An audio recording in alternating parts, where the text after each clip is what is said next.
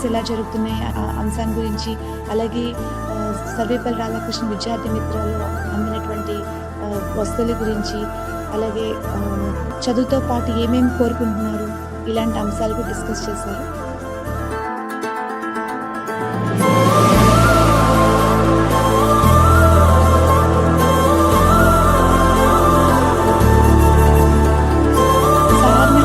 అంటే మంత్రిగా, స్టూడెంట్గా అట్లా కాదు, కానీ నాకు ఎలా అనిపించారంటే sir is a beacon of hope and beacon of light to the government school kids.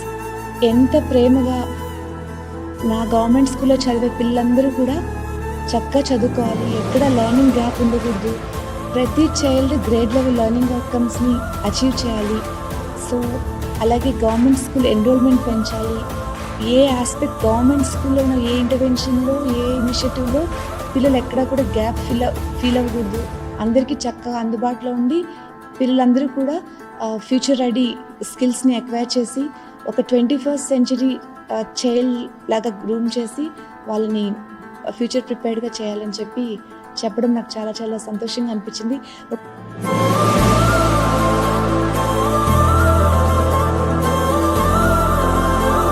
ఒక మినిస్టర్ గారు ఎక్కడో మారుమూల పనిచేసే ఒక టీచర్ని పిలిచి టీచర్తో ఇంటరాక్ట్ అవ్వడం అనేది it is first of it's kind.